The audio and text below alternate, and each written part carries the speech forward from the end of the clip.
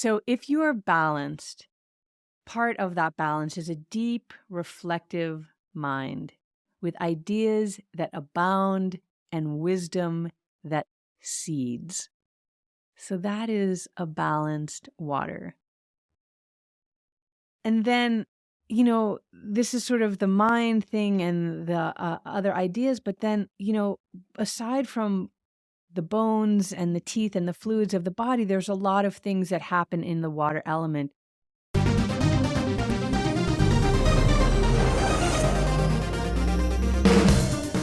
Welcome to the world of energy, where science meets spirit.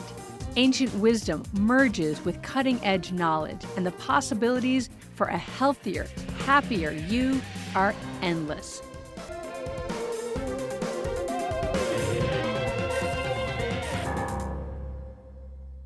Hi, everyone. Welcome back to another episode of Energy Works. I'm here with Blaine. Hi, Blaine. Hey, Lauren. And we are going to dive in, no pun intended, to the water element. So hopefully you listened to the last podcast where we did a sort of rough outline of the importance and the value of five-element theory, which comes from ancient Chinese medicine. And we're going to take and go through each one of them. And today I'm wearing all blue just by happenstance, which happens to be the color of water. And so we're going to talk about water.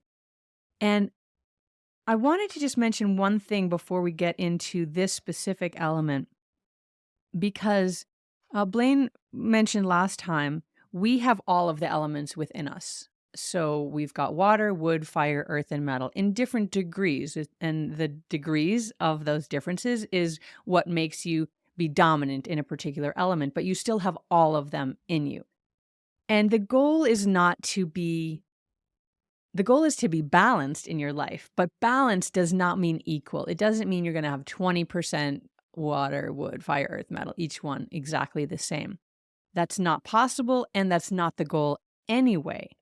The goal, such as it is, if there is a goal to understanding five-element theory in the body, mind, spirit, energy that is you, is to be able to understand and have access to the gifts of each of the elements and the elemental wisdom that they offer.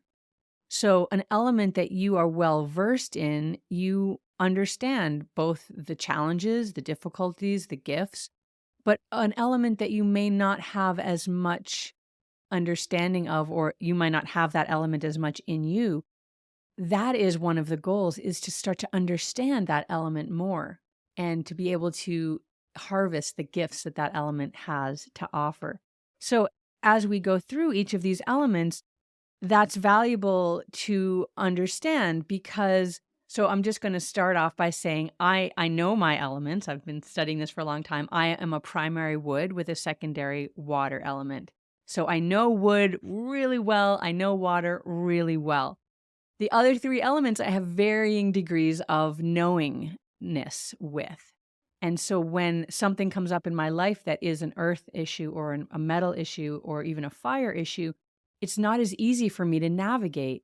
And that's when the tools that we're going to share with you really come into play, because it's like, you're thrown into, I can't even think of a metaphor right now. I'm thinking like you're thrown into a boat and someone says, take this boat across the water. And you're like, I don't know how to drive the boat.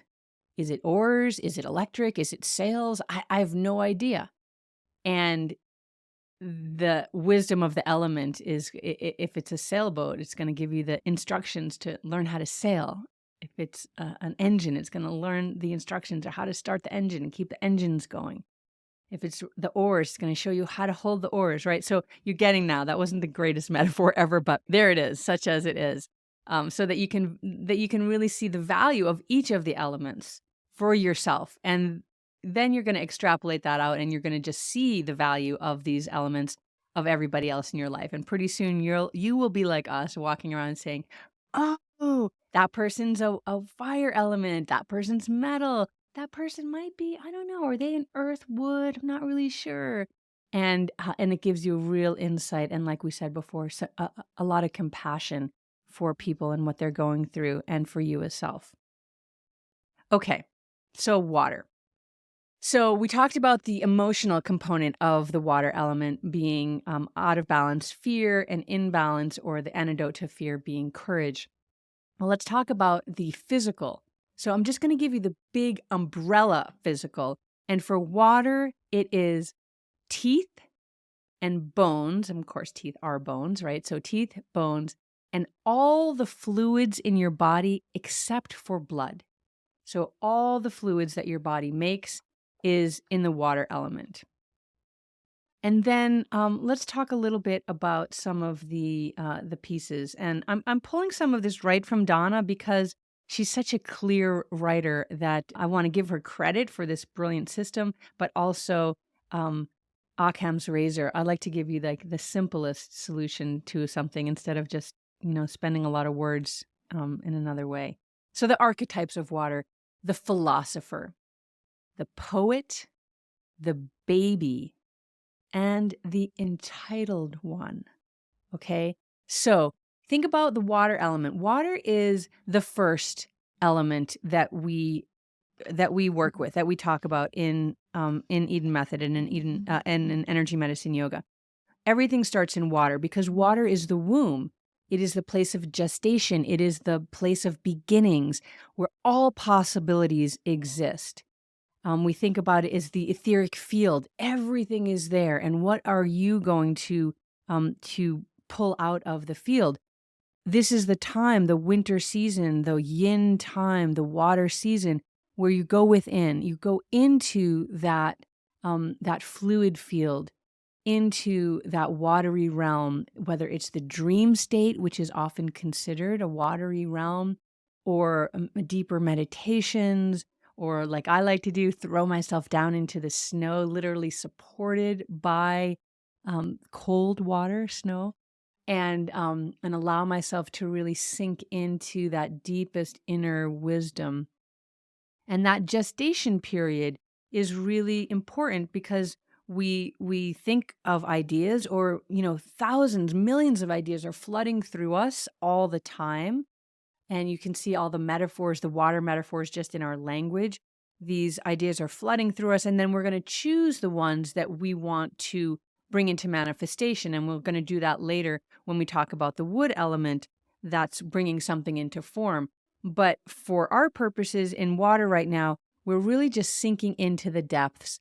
And it is that time of seeking and of gestation. And I heard that one of Donna's teachers shared this sort of joke, not joke, a little while ago. I was taking a course with her. And many traditions start in Chinese five element theory, they start in the wood element. And she said it's clear that that is not a woman that made that designation, because the wood element is like the flower burst forth, and that's the beginning. But if you are a woman, you know that the gestation of the flower is the primary. There is no birth without the gestation.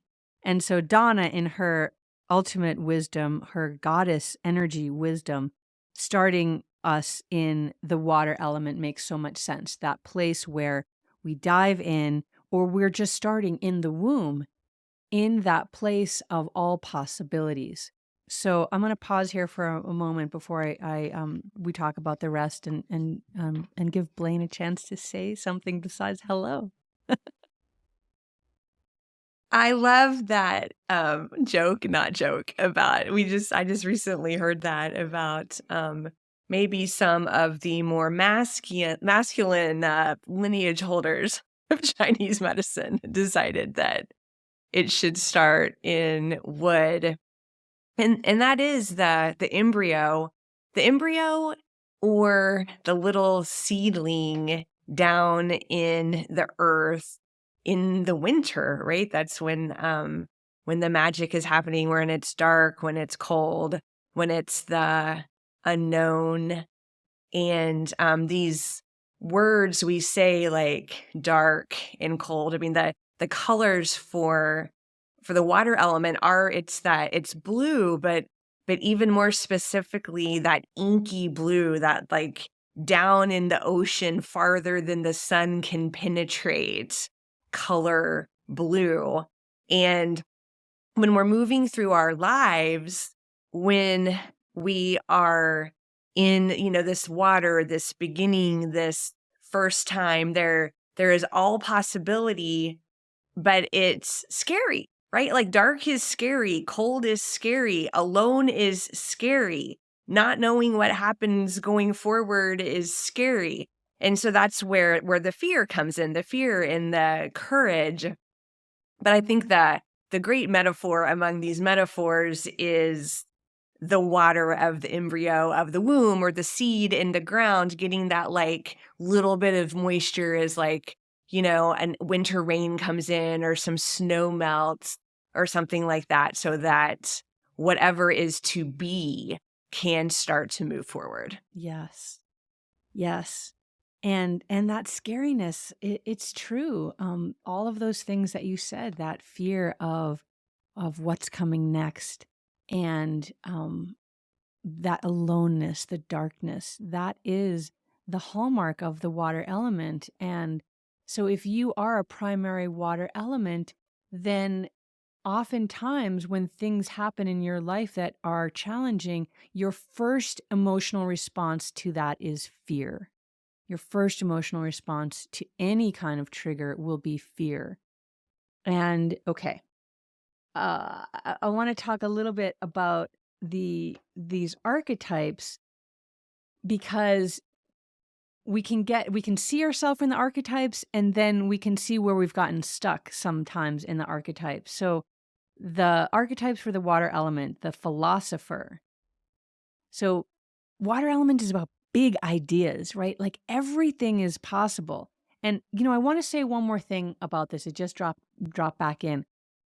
Anytime you are struggling with anything, and this is where we come back to the alethiometer, the compass, the way that you can use this method is you're going to always come to water first. Even if the issue that you're dealing with, whether it's physical or mental or whatever it is, it might be resolved in a different element.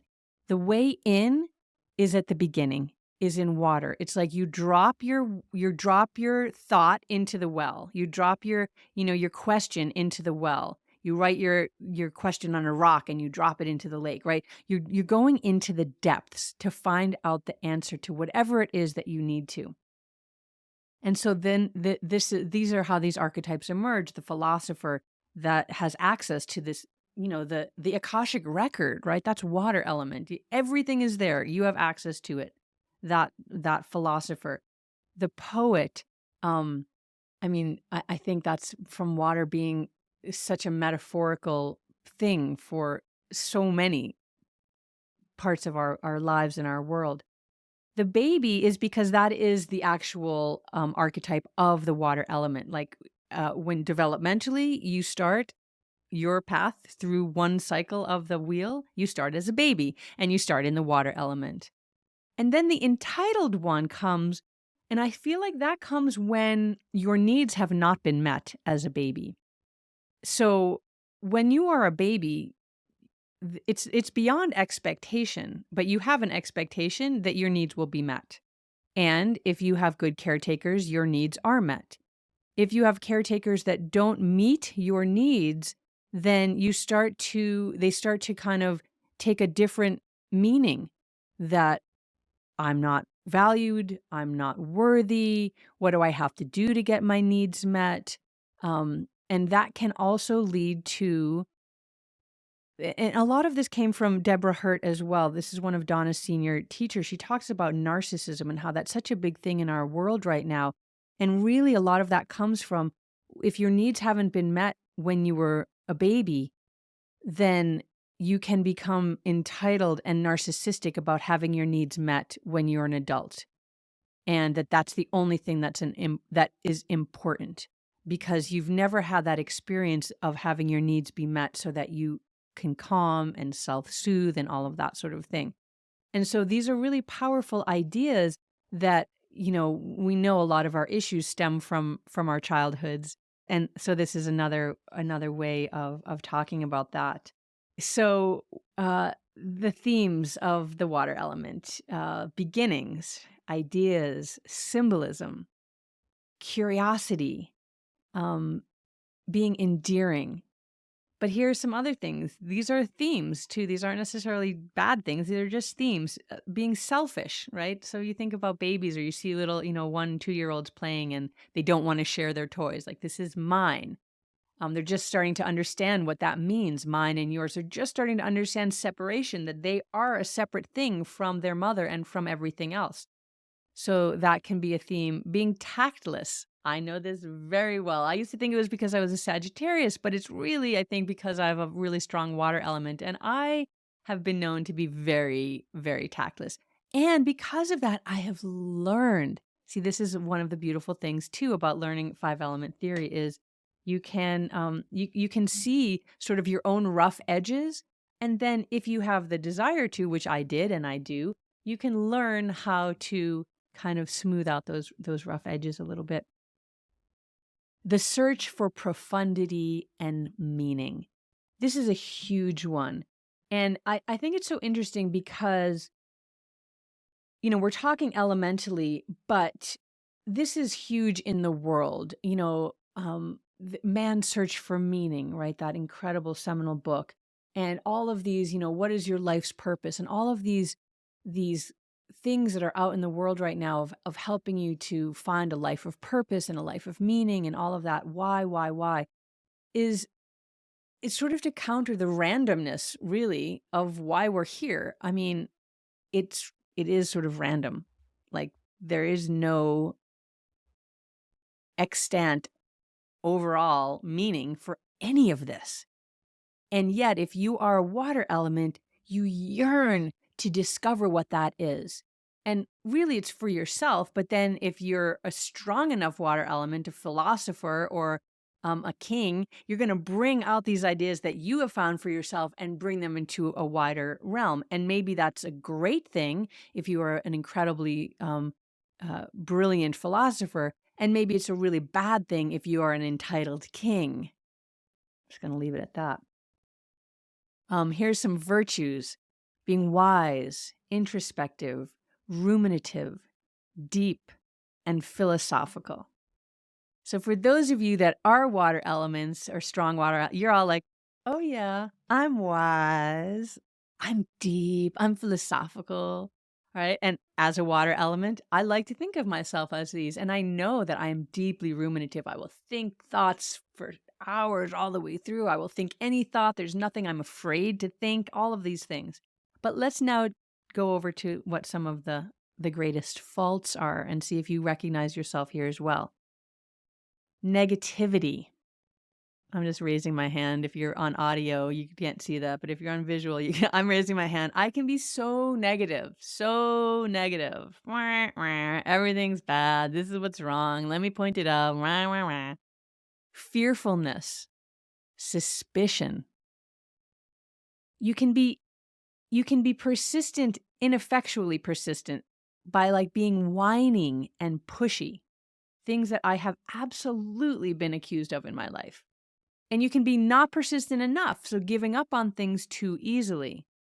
These are not things that I am a victim of. I do not give up. Okay, so if you are balanced, part of that balance is a deep, reflective mind with ideas that abound and wisdom that seeds. So that is a balanced water. And then, this is sort of the mind thing and the other ideas. But then, aside from the bones and the teeth and the fluids of the body, there's a lot of things that happen in the water element. Arthritis, which is a really a widespread issue, that is a water element issue. There are things, depression. That's a big one. That's a big water element issue, and it kind of makes sense metaphorically as well, right? You think about it. If you've ever suffered depression, and I have, you feel like you're underwater. And I even remember writing about this, that it was like I could just, my head enough out of the water that I could just breathe. And then I would like submerge back in, and then I'd like rise up enough to just like take a breath. and then submerge back in.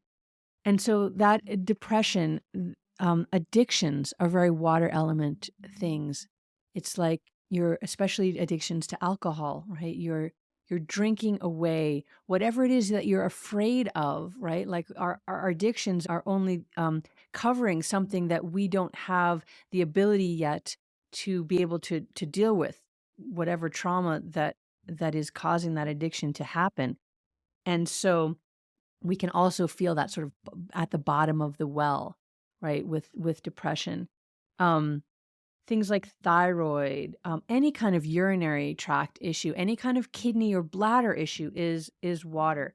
And so the reason that these are valuable to know is because you can do things to strengthen these energy systems. It's not just like, oh, well, too bad. I'm out of balance water. I'm fearful all the time. I've got some arthritis. I've broken several bones in my body and I'm depressed. Oh, well. I mean, that's one way of looking at it. But the other way of looking at it is, okay, I'm really out of balance in water here. What can I do to strengthen my water? The other piece about water is it is directly connected to your longevity. Now, longevity is the huge buzzword in the world today. Everybody is talking about longevity. But the water element, specifically the kidneys, are directly related to your longevity because the kidneys contain the chi or the energy that you got from your parents, the DNA that started you. But also, there's this thing called um, it's like you're getting it from the atmosphere as well. To say it without in a way that's easily understood. Like there's an energy that comes from just the world, right? That you're getting, and that is the kidney energy. And in Chinese medicine, they say you should die of kidney disease because that means that your kidneys have lasted the longest of anything else. So anything else that breaks down over time, that's okay. If you're still got your kidneys and you're living long enough to use up all the last bit of your kidney chi, your energy from your kidneys, then that's as long as of a life as you can have because you have a certain amount of energy that you get in the kidneys and that's what you get. And you can strengthen that. So it's not like you're adding more to that, but like you're allowing that energy to be strong. And you do that with really specific energy techniques. This is one of the things, again, that I adore about Eden Method and that I adore about energy medicine yoga because I've brought in those things in a way that you can work with. And actually, energy medicine yoga started because I started working with my kidney energy.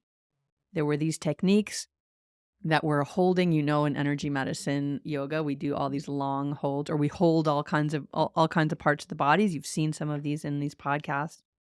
And so there's a hold and it's pretty intricate, but and it takes a really long time. And so I was doing these holds and I was like, well, if I did this hold while I was doing self-seated spinal twist, then I could be doing a spinal twist and holding kidneys, which is great because I'm twisting, which is also helping kind of wringing out the energy of the kidneys while I'm doing these techniques to both clean the kidneys out and then strengthen the kidneys up.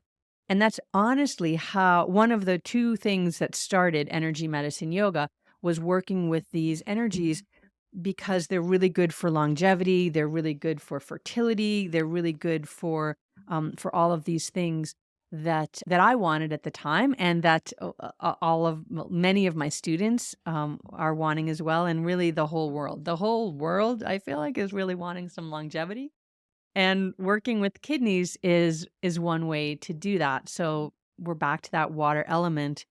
Um, Water, it's what we're made of. I think we're like 90% water when we're born, and as adults, we're about 70% water.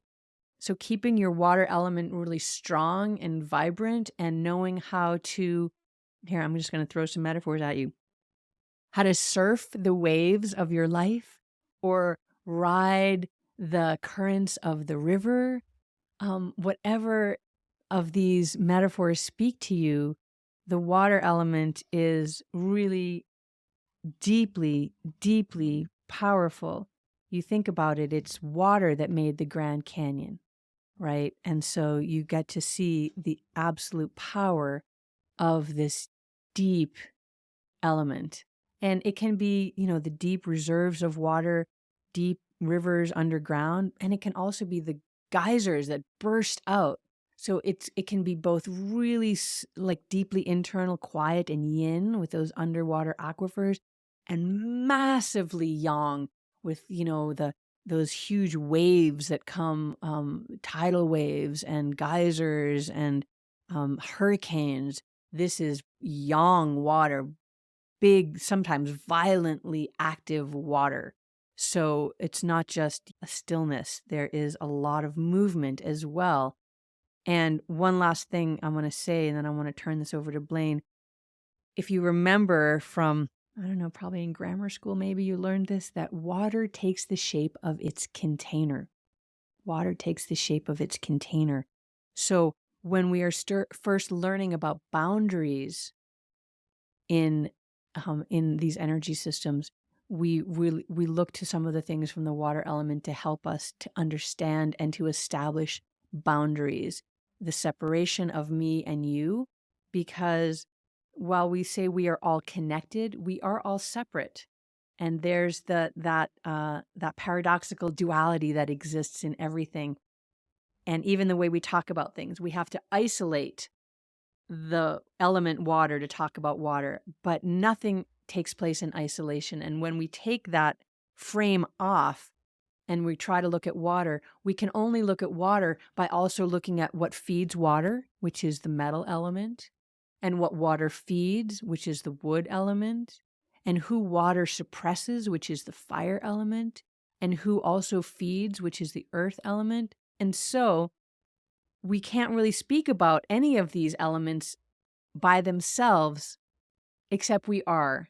But I just want you to know that, the water is fed by the metal element. The metal is all about endings. Water is about beginnings, but there is no beginning if there is no end. And this is the cycle. This is what goes round and round and round. So really on the wheel, there is no beginning or end on a wheel. It's just around. It goes around and around. But we are going to put a little frame and stop action on the photo so that we can see this one thing and talk about it and learn about it. But I want you to understand too that everything is everything. Blaine? Yeah, so good. I'm glad you said that about how everything is connected. We do have, we're shining the spotlight on water for the purpose of this podcast, but water doesn't exist without the other four elements. So they are all interacting with each other or feeding each other or controlling each other, like Lauren said, all of the time.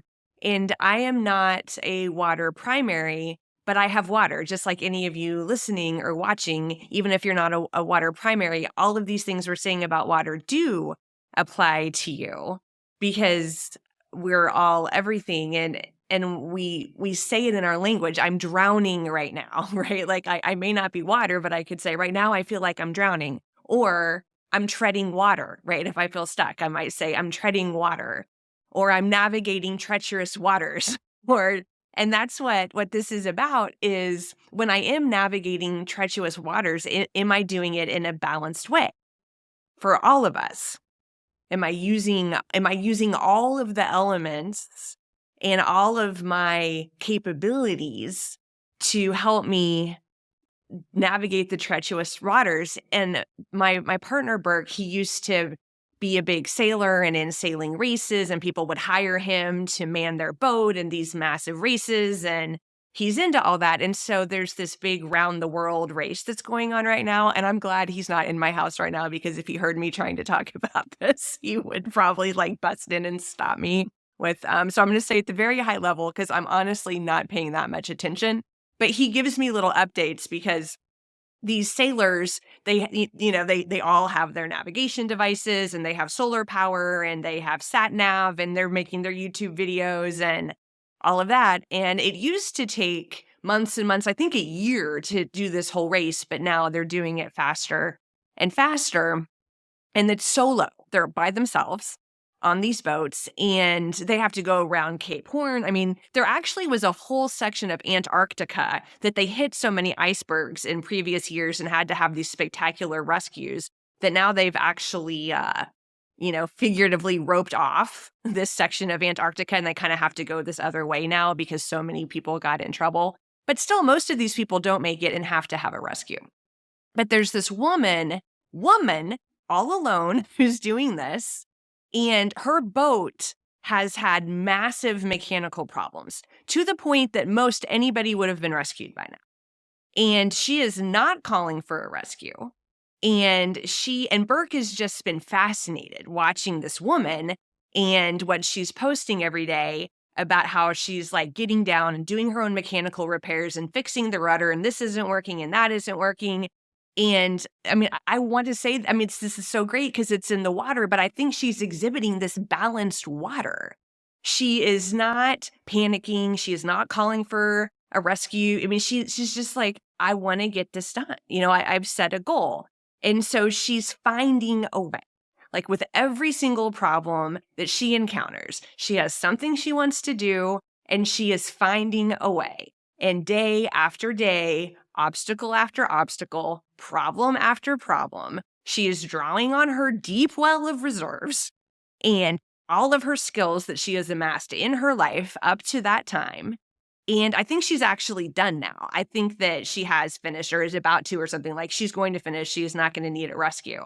But it's been pretty fascinating. And I think it is just a great illustration of what we talk about when we're talking about water. And I want to read something about Mahatma Gandhi because I think, oh, Lauren. I just want to say one thing because you said all these incredible things about this woman and what she's doing. And it is absolute textbook, the courage that she has exhibited, that she has drawn up. She's alone in the middle of the ocean with a boat that is failing. And she's like, I got this. Surely she's got to have some fear coursing through her veins. And yet she is, like you said, I love the deep well of reserves that she has. And she has the ability to draw on this courage to continue in spite of the fears of whatever is going through, what's going to happen next. And is this going to break now? And what if that little thing with the spit and chewing tape doesn't hold? But the courage to continue is unbelievably water. And so that leads right into what you're going to read right now, which is absolutely about the deepest depths of courage in the face of more than fear. Yeah, I mean, I love it even just thinking about this woman. I mean, she jumps in the water and fix rudders and stuff in water that no sane person would jump into. I mean, it's just, I mean, like you said, the fear she must have, but do it anyway. So this is about Gandhi. This is from a book called The Power of the Five Elements by Charles Moss. Mahatma Gandhi embodied many of the characteristics of water. The water possesses perseverance, the ability to overcome obstacles, an undefeatable will, enormous personal power, and the wisdom to use these qualities. Gandhi recruited his strength through the stillness of meditation and quieting. His powerful and persistent ability to grind down the opposition to Indian independence had a glacial quality. He exemplified the abilities of the water element. He would not be denied in achieving his goals. He overcame the great power of the British Empire through perseverance and commitment. He looked at the big picture and stuck to his plan while maintaining the flexibility to alter course and adapt to changing challenges.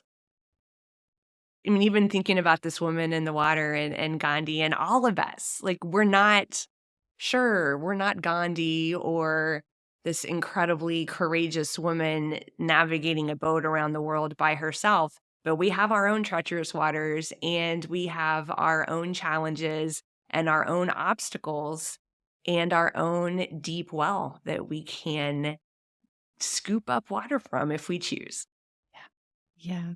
That's such a beautiful story that you shared of Gandhi. And, you know, It's interesting you said, we're not Gandhi, we're not this woman, and yet the reason that these stories resonate so strongly and that we read them and we're inspired by them is because they show us that we have that in us too.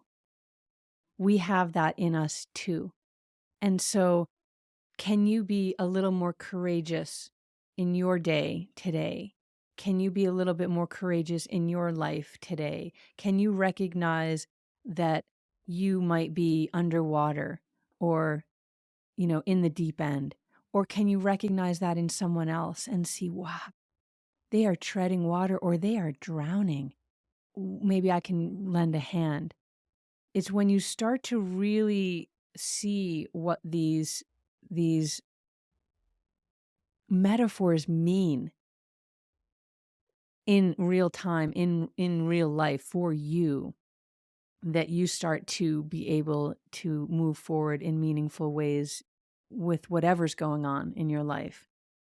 And as usual on Energy Works, we want to show you a way that energy works. And so I'm going to share with you two little things about water.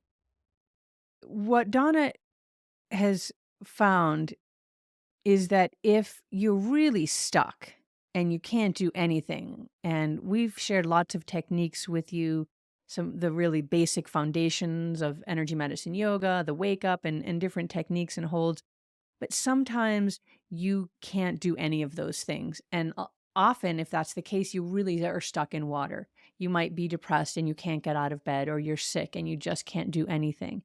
And this comes from personal experience for me. I have been so deeply depressed that I did not want to live. And I would pray that I wouldn't wake up in the morning. And then I would wake up in the morning and I was like, okay, I guess I'm going to get through another day.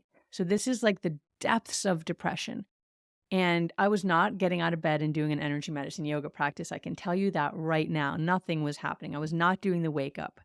I was, a lot of times you're like, you have all the arrows in your quiver, but you don't take them out to use them. It's like you forget you have them when you're really at the end of your rope, or you're drowning. You forget that you have ways that you can save yourself. So, what I want to share, and I'm going to share this for each of the elements, there is a sound that every element has that these are ancient sounds that the ancient rishis in China discovered. And these are the sounds that get the energy of the physical part of that element moving. So in the water element, we talked about bladder and kidney. Those are the two main meridians that it's what's called the water complex. It's what makes up the water element in the physiology of the body. And so these sounds help energy start to move through those meridians, and that starts everything moving, right? Movement is what we need. Energy needs to move. It needs to move. It wants to move, and it needs space to move.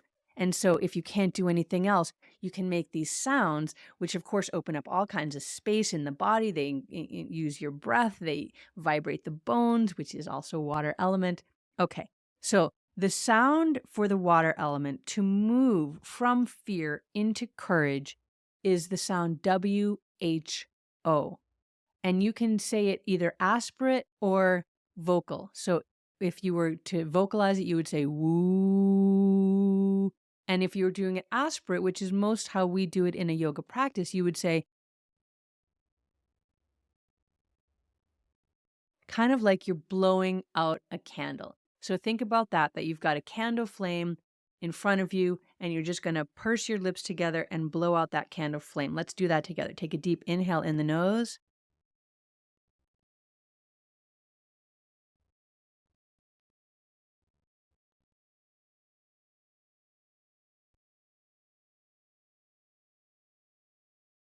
Okay. So each of these elements also has what we call a hold. The technical term is a neurovascular reflex point hold. But for our purposes, what we are doing is holding different parts of the head that contain energetic points that, when stimulated, start to also move energy in these elements. And so, again, moving from fear into courage. All of them use the handhold that we've shared with you before, covering the frontal points right on the forehead. So if you put your hand over your forehead as if you're taking your own temperature, you're covering the points there. The other hand is going to come to the back of the head at the very lowest point where you're still on your head. So your thumb might be just at the edge of the top of the neck, but you're not holding the neck. You're just at the very back of the head. So one hand is on the back of the head, one hand is over the forehead, and you can hold here. Now, you can just lie in bed like this, and you better believe I've spent hours just lying in bed like this, holding these points, holding this point, holding the fear, letting it be okay. It's okay to be afraid. It's okay to be afraid. And then at some point, it's going to flip over into, I can do this. I got this. I can do it. I can do it. And you can also do the sound when you're holding these points. So I'm holding the points, Blaine's holding the points, and let's just do 3 of those breaths together, blowing out the candle, WHO, through the mouth. Inhale in the nose.